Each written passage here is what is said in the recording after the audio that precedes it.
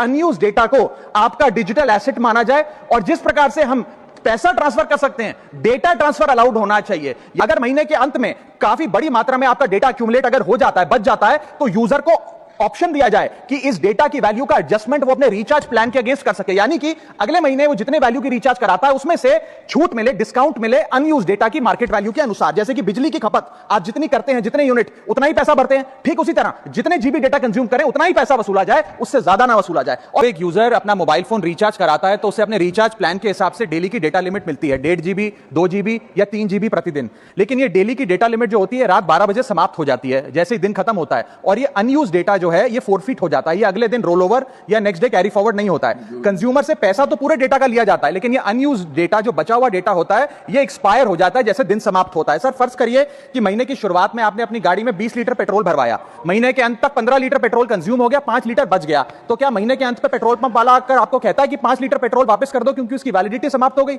नहीं, क्योंकि आपने पैसा पूरे 20 लीटर का दिया है। ठीक इसी तरह जितने डेटा का पैसा हमसे लिया जाता है उतना डेटा हमें यूज करने दिया जाए, वो एक्सपायर ना हो, ये हमारे मेहनत के पैसे से खरीदा गया डेटा है। और सर चालाकी देखिए, आजकल के रिचार्ज प्लान्स में डेली की डेटा लिमिट होती है, मंथली की डेटा लिमिट नहीं होती, क्योंकि मंथली की डेटा लिमिट के अंदर मैक्सिमम डेटा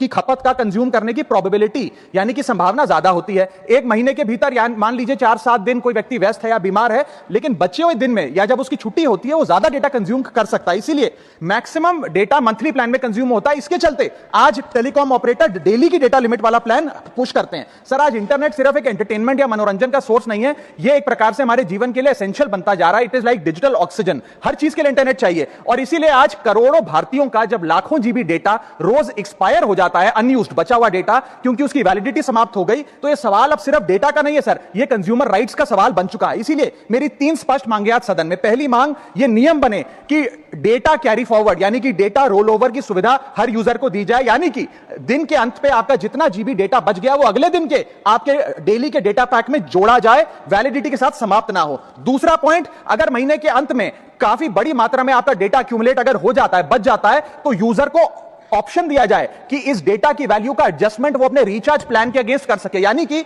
अगले महीने वो जितने वैल्यू की रिचार्ज कराता है उसमें से छूट मिले, डिस्काउंट मिले अनयूज डेटा की मार्केट वैल्यू के अनुसार। जैसे कि बिजली की खपत आप जितनी करते हैं, जितने यूनिट, उतना ही पैसा भरते हैं, ठीक उसी तरह जितने जीबी डेटा कंज्यूम करें उतना ही पैसा वसूला जाए, उससे ज्यादा ना वसूला जाए। और थर्ड नियम जो बनना चाहिए वो ये है कि अनयूज डेटा को आपका डिजिटल एसेट माना जाए और जिस प्रकार से हम पैसा ट्रांसफर कर सकते हैं, डेटा ट्रांसफर अलाउड होना चाहिए। यानी कि यदि आज मेरा कुछ बचा हुआ डेटा है डेली पैक के अनुसार, मैं अपना बचा हुआ 1-1.5 GB अपने परिवार वालों को ट्रांसफर कर सकता हूं।